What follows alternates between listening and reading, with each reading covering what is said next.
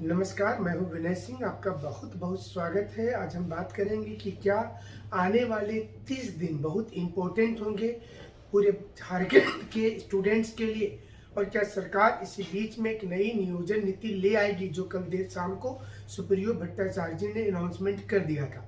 उसके साथ साथ जेएसएससी रुके हुए रिजल्ट के साथ में क्या कर सकती है, इस पर क्या रिजल्ट निकालना चाहिए या फिर नहीं निकालना चाहिए, या फिर इसमें एक समय लेना चाहिए।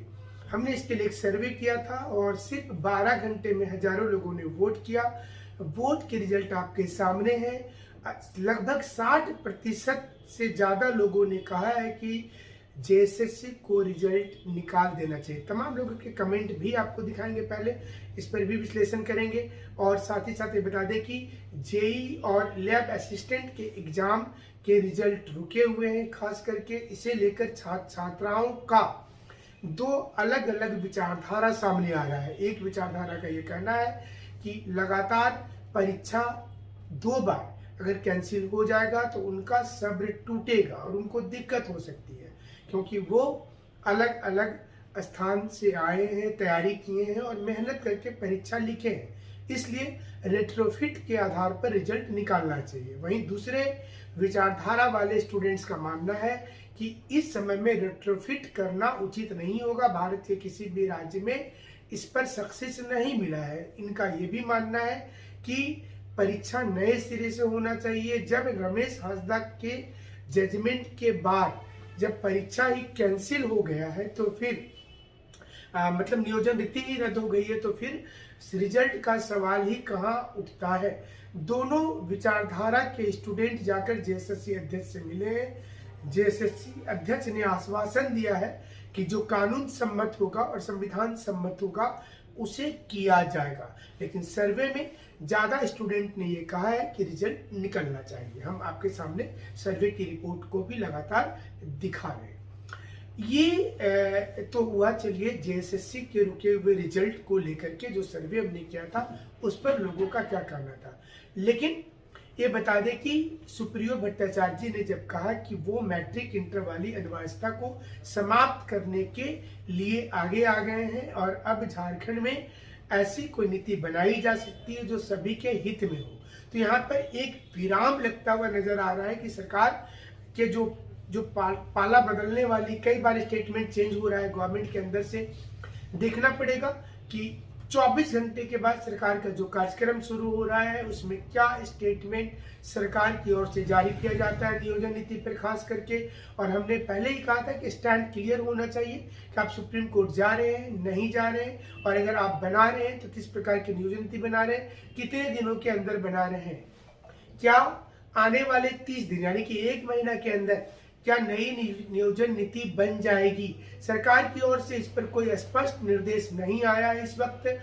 हो सकता है कि कल तक कोई स्पष्ट निर्देश दिया जा सके, और अगर ऐसा गवर्नमेंट के अंदर से हो जाता है तो ये स्टूडेंट की बड़ी जीत मानी जाएगी। स्टूडेंट की जीत इस मायने में होगी कि उन्हें जो चाहिए था वो उनको मिलेगा, क्योंकि स्टूडेंट के दिमाग में सिर्फ एक ही चीज चल रहा है, नई नियोजन नीति होनी चाहिए, और नई नियोजन नीति अगर बनती है तो फिर वैकेंसी के रास्ते खुल जाएंगे। अन्यथा कुछ भी कोई बोले लेकिन वैकेंसी स्टॉप रहेगा। वैकेंसी जब तक क्लियरिटी वाली फॉर्म नहीं निकलेंगे तब तक आपकी ज्वाइनिंग नहीं हो पाएगी।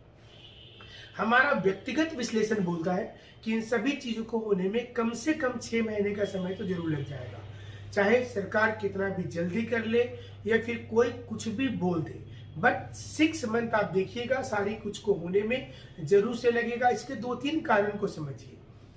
पहला कारण इसका यह है कि जब भी सरकार नई नियोजन नीति की घोषणा करेगी उसके बाद जेएसएससी को यह अपडेट जाएगा, और अपडेट जाने के बाद जेएसएससी फिर से जेएसएससी सिज्जल का फॉर्म फिलअप करने का तिथि निकालेगी।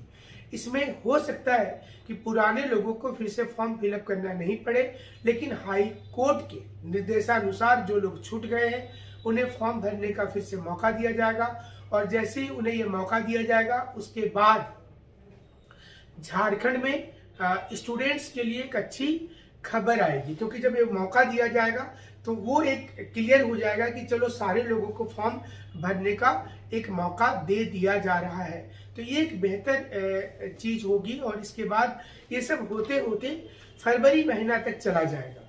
फिर समय लगेगा, संख्या कितनी होती है जेएसएससी का फॉर्म पर टोटल लोगों का, और उसके बाद ही जाकर के सेंटर बनाए जाएंगे। फिर क्वेश्चन नए सिरे से प्रिंटिंग हो सकता है, जा सकता है। तो ये सबको होते होते 5-6 महीने का अमूमन समय लग ही जाएगा।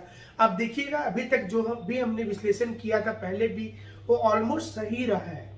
और यही कारण है कि आप हजारों की संख्या में हमें मैसेज करते हैं।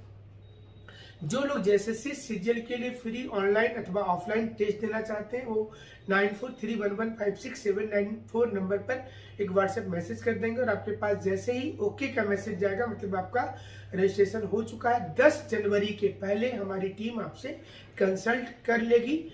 आप एक बार अगर मैसेज कर चुके हैं तो कृपया दोबारा मैसेज नहीं करेंगे, और हम कोशिश करेंगे कि सभी लोगों को जो हम बोल रहे हैं वो सुविधा आप लोगों को मिले। देखना पड़ेगा कि क्या आज और कल में सरकार के स्तर से क्या बड़ी खबर आ जाती है और क्या जेएसएससी को कोई निर्देश मिलता है। फिलहाल जेएसएससी वेट एंड वॉच की मुद्रा में है। वो कोई भी दोनों पक्ष का बात जरूर सुन रही है जेएसएससी, लेकिन वो कोई डिसीजन नहीं ले रही है। वो इंतजार कर रही है गवर्नमेंट के स्टैंड का, जो हमें उम्मीद है कि 1-2 दिन में, यानी कि आज अथवा कल तक में वो स्टैंड पूरा हो सकता है। तो आने वाले 30 दिनों में क्या सरकार नियोजन नीति पूरा कर लेगी, इतना आसान नहीं है सरकार के लिए नियोजन नीति को बना लेना। इसलिए जरूरी होगा कि जल्दी से एक एक्सपर्ट पैनल बना ले सरकार, लोगों से राय मशवरा कर ले। और एक बड़ी चीज ये होगी कि आप वाइड स्प्रेड सर्वे कीजिए। आप एक अपना एक पोर्टल जारी करें, जो झारखंड की सरकार है, झारखंड की जनता से पूछ ले कि नियोजन नीति कैसा होना चाहिए, और उसमें कंपलसरी कर दे कि लोग अपना आधार कार्ड के साथ ही उसमें मैसेज करें।